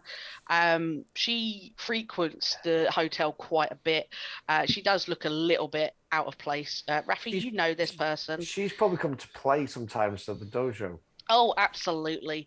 Her name's Andy. And this is what she looks like.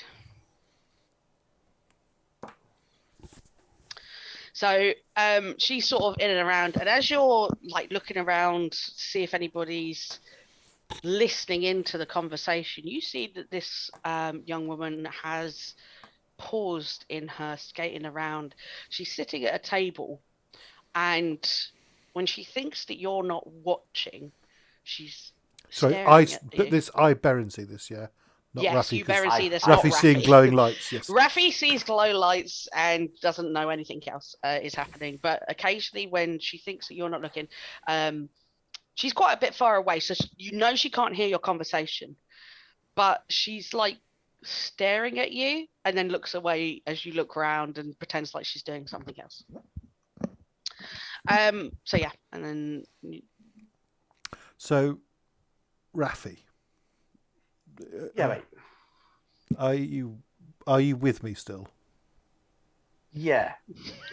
Okay. Yeah, just about. Don't drink that one. It's as bad. As bad as this is one is good.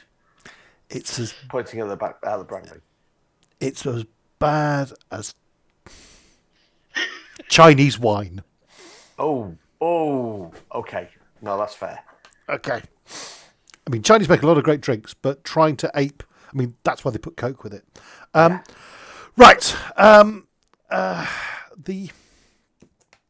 So I gather from your conversation with Frank that you've had an idea of getting some kind of vessel from him.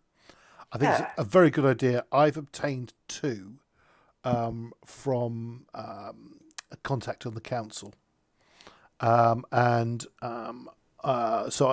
what I have are... They're temporary enchantments, so effectively they're single use. So I think obtaining more, and I don't know if anyone else is also trying, others were muttering about it, but more will be beneficial. Okay, so if you can get something out of Frank, a very good idea. I applaud you for it. Separate to that, it may be your magnetism that's prompting it, but the young lady sat over the table over there to the right appears to be glancing our way and staring at us. I think I'm a little bit old for her, but... glance over. Oh, that's Andy. Yeah. Oh, somebody do. Okay, fair enough. Yeah, no, that's Andy. She's a sweetheart. She's a pain. They are just... They're a useful person to know. They're very excitable. Okay. As your guys are sort of like glancing over there, she seems to have spotted that she's been spotted, and she gets up and heelies away out of a See you door. later, Andy. And she's gone. Frank comes back over to you guys. Sorry, did you see the PM I sent you in Discord? Bea? Yes, I did. Sorry, yeah. Sorry, carry on talking again. Shit. So, listen, Baron. Yes. Quick question. What do you make of all this? And I'm not talking about Renwick. I'm talking about that thing that attacked us. Well, it's something connected. Oh, I thought it was something that I thought the vessel that was broken contained some kind of bound spirit, and that had this the genie thing. I mean, it's the married. Married? No, not married. Ifrit. It had married. Prince Jadba is a married. His soldiers are Ifrit. Yeah, and it was a Ifrit that we released, wasn't it? That was released. No, we think it wasn't it a Ifrit, and then the things we're fighting was something lesser than that. Yeah. No, the married is Prince Jadba, which is the one you released with his 6, right, 7, whatever, Ifrit soldiers. So you released all of them. They all came out of the same thing. Okay. We technically we didn't release them. We didn't. Okay, we didn't. We didn't do it. Okay. But yeah. So I thought simply that Lord Renwick had rather created a problem of his own making, and that we dealt with it. But as we started to gain an upper hand, that the larger Marid that was described fled, and his minions went with him. I don't think he fled. He didn't flee in terror from us because we got our asses handed to us. Me and you especially. Yeah, we got beasted. It was not my finest day, I'll grant you that. Yeah, exactly. It kicked our ass. And that was just one of the little ones. So...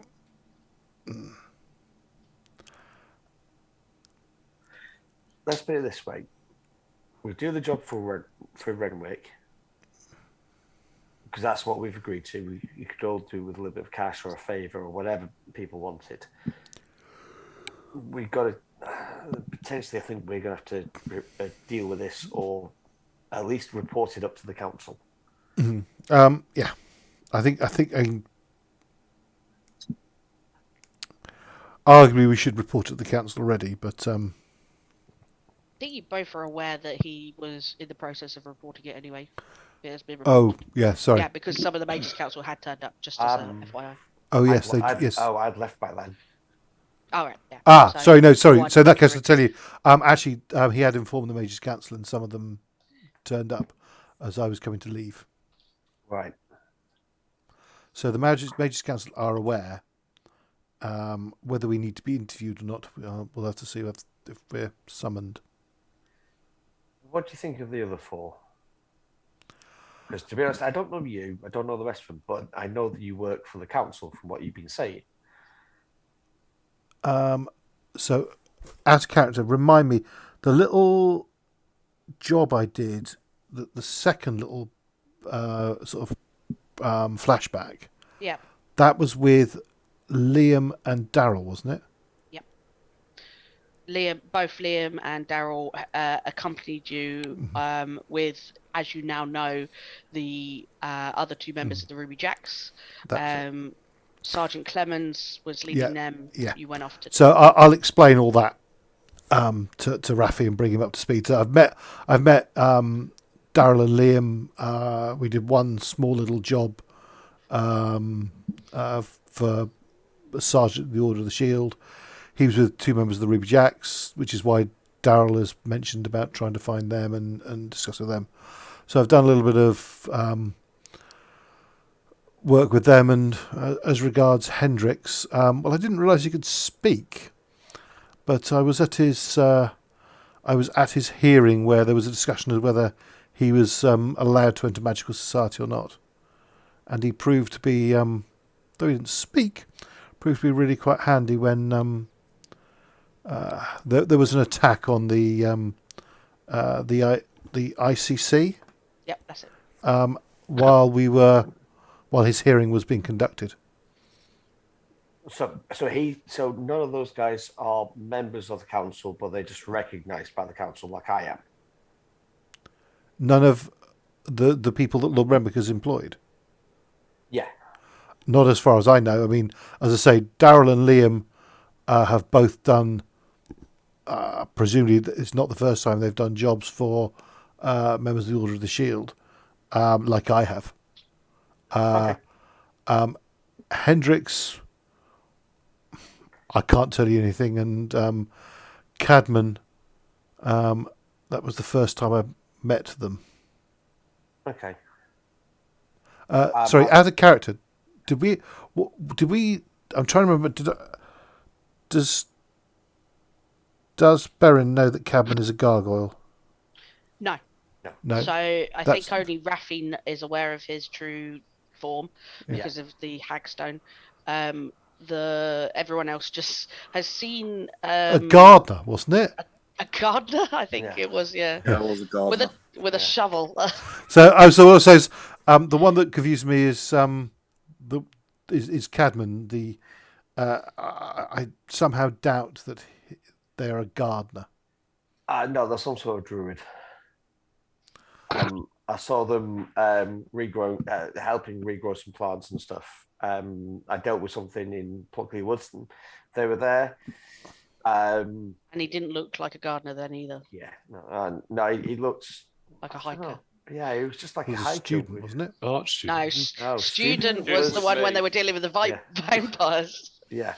He's had 3 different forms now. Liam did bring that up though. Yes, he did. Yeah. No, it wasn't an art student.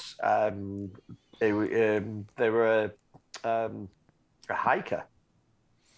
Okay. You know, with the hiking staffs and everything that people think that they need and they don't. Because Pluckley Woods is flat. So. Shade. Yeah. Go on, sorry. So, listen, I trust you more to a degree because you've worked with the council. And I'll take your word for it for the others that you know. We'll see what happens. Are you ready to go? Yes. Frank comes over. He's just finished speaking with Pepper. What was your question again? Sorry, Rafi? Oh no, I was just saying that because I know who who you are to a degree, and you're trusted by the council. You said that two of them have worked with the council as well, so we're good with that. Me and Frank, we're going to see if we can grab one of those containers. Would you like to come as well, Baron? I did not know you were both friends. Recent acquaintances. That would be correct. Okay. Yeah, so I'll come and join you. Excellent. It's just this way. He leaves the bar in charge of another assistant who's there, just a normal human person. I'm leaving my cocktail, not further touched. It's as soon as you leave it, it's scooped away by the this other assistant. But I will taking over. finish my brandy and leave the glass. Okay. You're both led down on the bottom half of the out of one of the doors on either side of this bar area. They both lead to the same place, so it doesn't matter. And down a corridor where there are rows of doors. They all look fairly identical. Some are double doors and some are single doors, but they've all got the same design. This Art Deco sort of opulent theme all the way through the building. Eventually, he comes to a set of double doors and presents his token, which is sort of like on a chain around his neck, and open the doors. And you are led inside what looks like a quite nice-looking alchemy room, more modernish than you would see in like a fantasy type setting where everything's like wooden fucking shelves and everything. Breaking Bad meth lab. Yeah. Well, not quite that dingy, I think. A little bit more high tech than that. Okay. Heisenberg insisted on cleanliness. Okay, that's fair. So everything's in this sort of like stainless steel equipment and glass and high tech, catalyst machines and things like that. There's a very strong just loads of different smells from everywhere. Clearly this is a place where he comes and experiments with all different types of cocktail drinks and things that he can make.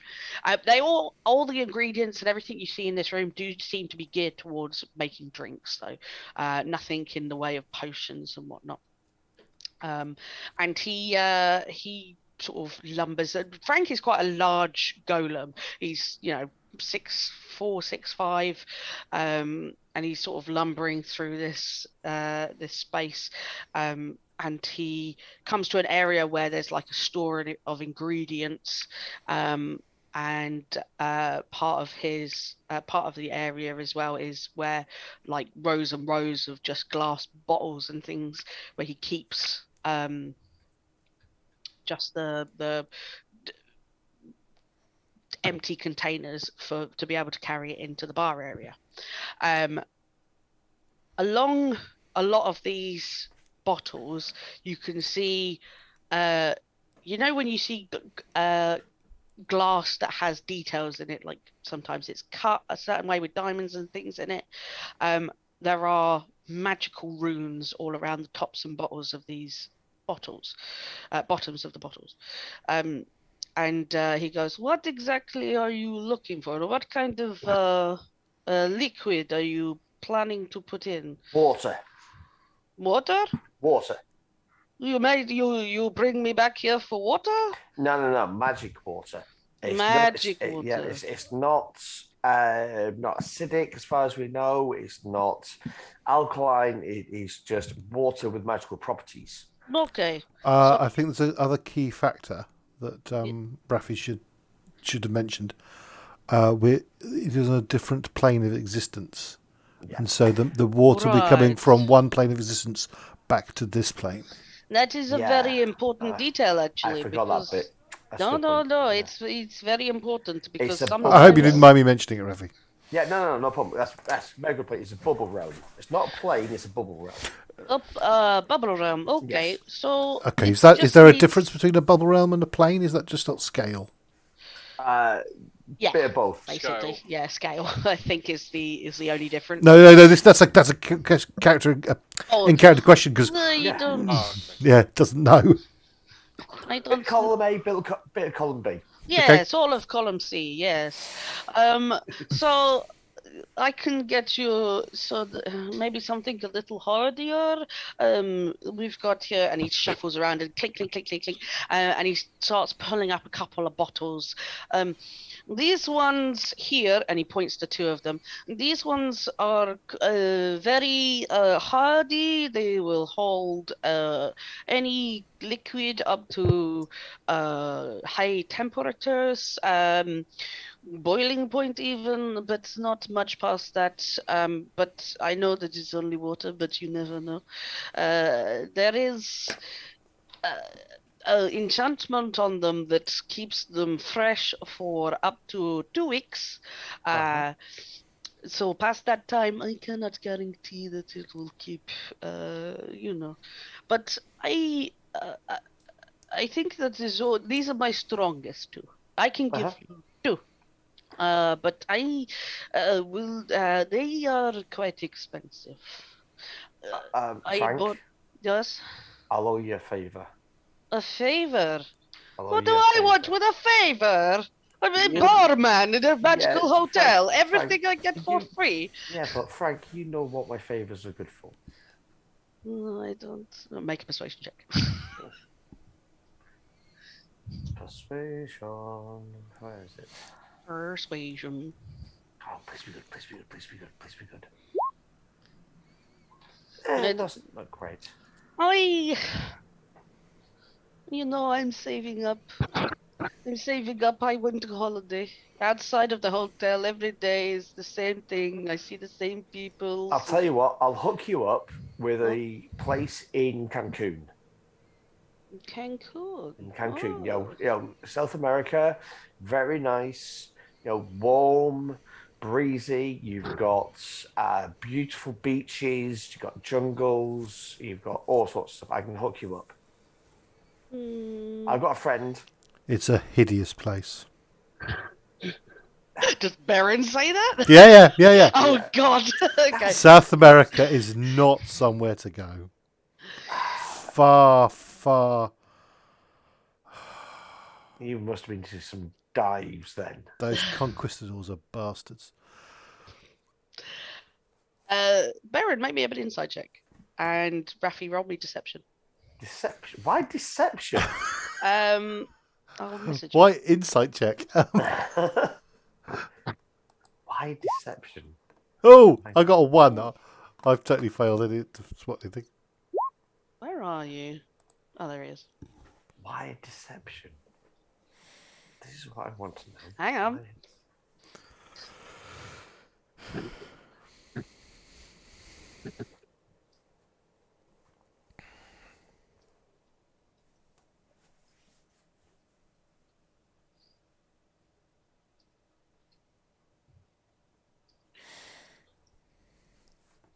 He said, hang on.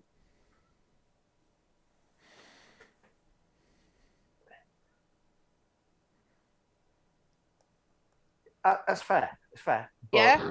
Yeah. If you're not trying to hide it, then that's fine. Yeah, no, it's good. It's not. He's not that upset because he knows there are bad areas, but he knows where there are good areas as well. Okay. Well, Baron rolled a 1, so he doesn't see shit. So, Yeah. You could have got Actually, Beren is when he made that comment. That last comment. He's a bit staring off into space, a bit lost in his own thoughts. Okay. Yeah. And Frank is like, I would like to go on holiday. Okay. I would also like some spending money. If you could hook me up, I'll do you a deal. Okay. Okay. I can have a word with a few people that I know. Okay. I can get you. I make these half price for you then. One, I do you for 250 gold, essentially, is the price he offers us. So both for 500 gold. How much money did we get from Renwick each? It was Two- 500 each. 5,000. 5,000 each. So no, but we've got 2,500 now, 2,500 later. If you're taking You have- 500. Yes, 500. I want some spending money. I have not been on holiday in 60 years. I know I don't get older, but I feel old, Rafi. No, I get it. I was just thinking what sort of stuff I could have done for the community. Oh, don't give me that. What? You are a charity. You take money from people to donate. I know your business, you sneaky man. You But pay I me. give to the community. You know this. You know I look after people. Oh god. Yeah? 300 gold for the pair of them, then. That's my final offer. Good. Okay, you skinflint. You exchange cash. He gives you the bottles, and Yeah. you can finish the transaction there. He yeah, no, that's where we leave that bit. You guys can go back to I don't know if Rafi is staying in the hotel for the evening. No, or he's going to heading go home because he wants to get a night's kip. Yep. Make sure he's got bits and pieces so he can, in the morning, because there's time, to go and deal with, at least start finding out what's going on with Ozzy. Excellent. So you head home, say goodbye to Baron, etc. Baron, you go to your room for the evening. I'll have another 2 brandies in the bar. Yep. And then just take the amount off. Yeah. And then go get some sleep. Literally, just take the bottle. Just take the bottle, at that point. The whole time Frank is just moaning about how Rafi's just absolutely rinsed him out of these 2 bottles. So, you can say, Rafi, you have those 2 bottles now. I'll come up with some sort of, I've got an idea about how each of the containers that you will have work anyway. So just before I know, I'm just getting to last scene. The Andy, Baron, you head to the door. You go to your room, and you're in there for just a little bit. You've only been in there, say, 5 minutes or so. It's quite late, and you hear a very tentative knock on the door. Just to say that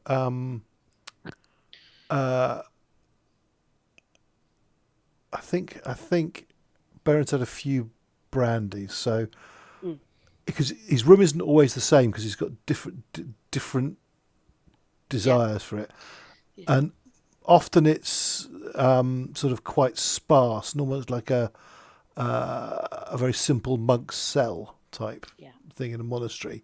But tonight it's not totally over the top luxurious, but it's a nice, well appointed hotel room. With an ensuite bathroom and shower and stuff like that. Anyway. Not to knock at the door. Yes. Baron will go over to the door, but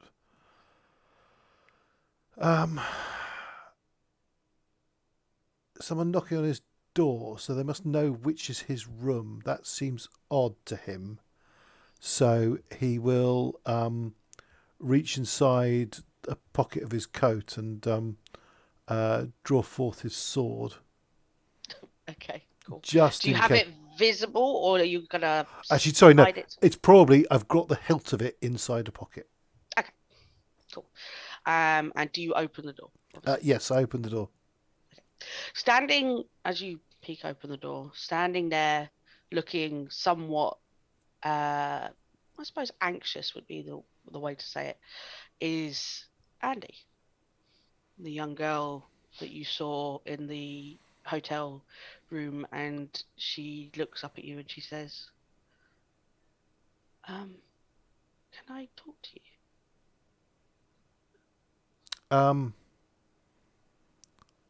Yes. Is it? It's important. And she looks down towards where your chest is. And actually, I'm going to leave it there. Thanks very much. Barry was about to decide whether it was appropriate to have a young girl entering his room, but Well, that's whether your sensibilities are going to. Yep, it's up to you how this interaction goes. Absolutely. We'll carry on with that next time. Right. Cool. It's a magical world. It could be like 2050 anyway. Yeah. 1 billion years old. Yeah. Just like me. Just like Ken in real life. He's Real ancient. life. Yes. Ancient. Thank you very much for joining us. Please join us back for hopefully in 2 weeks' time. Though we might do 3 weeks' time, 100 years' time. We may do some more recordings in between of different scenes without those that are going to be missing, potentially, if I can work out what Andy's job is with the recording things. Potentially not, I don't know yet. So hopefully we'll see you, if not in 2 weeks. Bye. See you soon. Bye. Bye. Bye all. Bye. Thanks. Bye.